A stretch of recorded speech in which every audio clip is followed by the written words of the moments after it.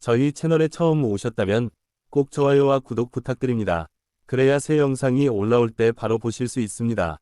노후화된 F5 전투기는 한때 대한민국 공군의 주력 전투기로서 큰 역할을 했으나 세월이 지나면서 최신 전투기에 비해 성능 격차가 벌어지고 실전 배치에서 점차 밀려나게 되었다.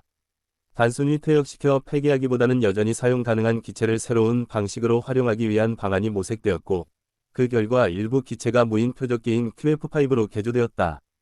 이 개조의 목적은 크게 두 가지였다. 첫째는 미사일 시험 발사와 요격 훈련에 실제 전투기와 유사한 표적을 제공하여 훈련의 현실성을 높이는 것이었고, 둘째는 기존 자산을 재활용함으로써 국방 예산을 절약하는 것이었다. QF5는 조종사가 탑승하지 않기 때문에 위험도가 높은 실사격 훈련에서도 안전하게 활용할 수 있었으며, 원격 조종 시스템을 통해 다양한 고도, 속도, 기동을 구현할 수 있어 실제 전투 환경과 유사한 상황을 재현할 수 있었다. 이러한 이유로 QF5는 단순한 구형 전투기의 퇴역 그 이상을 의미했으며, 대한민국 공군이 제한된 자원을 창의적으로 활용하여 전력 유지와 훈련 효과를 동시에 달성한 중요한 사례로 평가된다. QF5는 대한민국 공군이 실제 전투 환경에 가까운 훈련을 수행하기 위해 적극적으로 활용한 무인 표적기였다. 노후화된 F5 전투기를 개조하여 제작된 QF5는 조종사 없이 원격으로 운용할 수 있기 때문에 위험 부담이 큰 실사격 훈련에서도 안전하게 사용할 수 있었다. 특히 공대공 미사일이나 지대공 미사일과 같은 첨단 무기 체계의 성능을 검증하고 조종사 및 방공 요원들이 실전과 유사한 상황에서 훈련을 받을 수 있도록 현실적인 표적을 제공했다.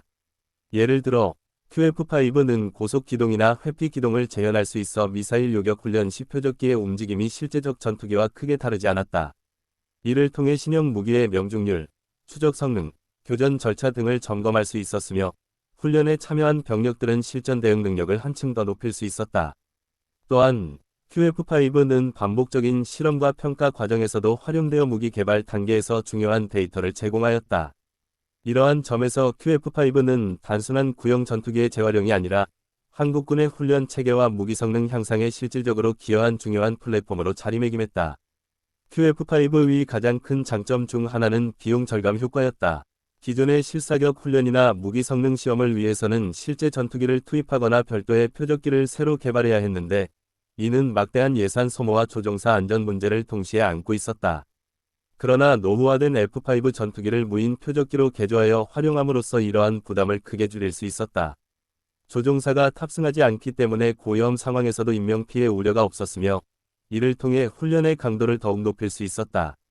또한 이미 보유하고 있던 전투기를 개조했기 때문에 새로운 장비를 구입하는 것보다 훨씬 적은 비용으로 현실적인 훈련 환경을 조성할 수 있었다. QF5는 원격 조종 시스템과 자동 비행 장치를 통해 다양한 임무 프로파일을 수행할 수 있었고, 반복적인 실험과 시험에도 재사용이 가능해 경제성이 뛰어났다. 이렇게 전략된 예산은 다른 첨단 전력 확보와 방위산업 연구개발에 재투자될 수 있었으며, 이는 결과적으로 대한민국 공군의 전반적인 전력 증강에도 긍정적인 영향을 미쳤다. 따라서 QF5는 단순한 표적기 이상의 의미를 가지며 국방 예산 운용의 효율성을 극대화한 대표적인 사례로 평가된다. QF5는 단순히 노후 전투기를 개조한 것이 아니라 첨단 원격 조종 장치와 자동 비행 시스템을 탑재함으로써 실제 전투기를 모방할 수 있는 수준의 성능을 확보했다는 점에서 의미가 크다. 지상 관제소에서 송출되는 명령에 따라 이륙, 비행, 기동, 착륙까지 모두 원격으로 제어할 수 있었으며, 프로그램된 자동 비행 기능을 통해 복잡한 전술 패턴을 재현할 수 있었다. 예를 들어 적 전투기의 회피 기동, 저고도 침투, 고속 상승 및 급강하 같은 다양한 상황을 구현함으로써 훈련 참가자들이 실제 전투에 가까운 경험을 얻도록 지원했다. 또한 GPS 기반 항법 장치와 통신 링크를 활용해 장거리에서도 안정적인 제어가 가능했고, 일부 기체는 고도 속도 변화에 즉각 대응할 수 있는 기능도 갖추어 표적으로서의 활용 가치를 높였다.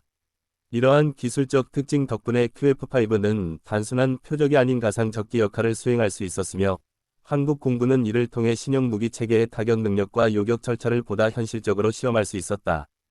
결국 QF5는 구형 전투기의 한계를 뛰어넘어 훈련과 시험 평가에 특화된 첨단 무인기로 변모한 사례라 할 수 있다.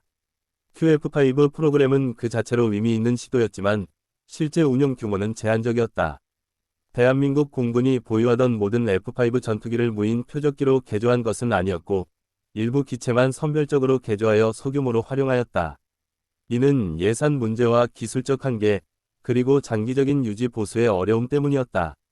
QF5는 실사격 훈련과 무기 성능 시험에서 일정 부분 성과를 거두었지만 지속적인 대규모 운영을 하기에는 여러 제약이 있었다. 우선, 기체 자체가 노후화되어 부품 수급과 정비가 점점 더 어려워졌고 최신 전술 환경을 충분히 반영하기에는 기술적 업그레이드의 한계가 있었다. 또한 무인 표적기라는 특성상 훈련 중 파괴될 가능성이 높아 장기적 운용에는 적합하지 않았다. 이로 인해 QF5는 한국 공군에서 핵심 훈련 자산으로 자리 잡기보다는 일정 기간 동안 한정적으로 활용된 과도기적 장비로 남게 되었다. 그럼에도 불구하고 QF5는 구형 전투기의 새로운 활용 가능성을 보여주었으며 향후 더 발전된 무인 표적기나 드론 개발의 밑거름이 되었다는 점에서 제한적 운용에도 불구하고 중요한 의미를 가진 사례라 할 수 있다. QF5는 단순히 오래된 전투기를 재활용한 사례를 넘어 한국 공군이 보유 자산을 창의적으로 운용한 대표적인 예로 평가된다. 일반적으로 구형 전투기는 일정 수명이 닿으면 폐역 후 폐기되거나 일부는 전시용으로 보존되는 경우가 많다. 그러나 한국은 노후화된 F5를 단순히 버리지 않고 무인 표적기로 개조함으로써 새로운 가치를 창출했다. 이는 자원 절약과 비용 효율성 측면에서 긍정적인 효과를 가져왔을 뿐만 아니라 실사격 훈련과 신형 무기 시험에 실질적인 도움을 주었다.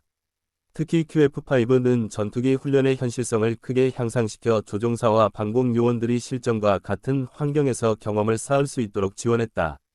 이러한 활용 방식은 한국 공군이 제한된 자원을 최대한 효율적으로 활용하려는 전략적 사고를 보여주는 동시에 미래 무인기 개발에 대한 초석을 마련한 것으로도 해석된다. 비록 운용 규모는 제한적이었고 장기적으로 이어지지는 않았지만 QF5는 구형 전력을 단순히 사라지게 하지 않고 새로운 역할을 부여한 창의적 접근의 상징으로 남았다. 따라서 QF5는 한국 공군의 역사 속에서 중요한 전환점이자 향후 드론 및 무인 전투기 발전 과정에 의미 있는 교훈을 제공한 사례로 자리매김했다.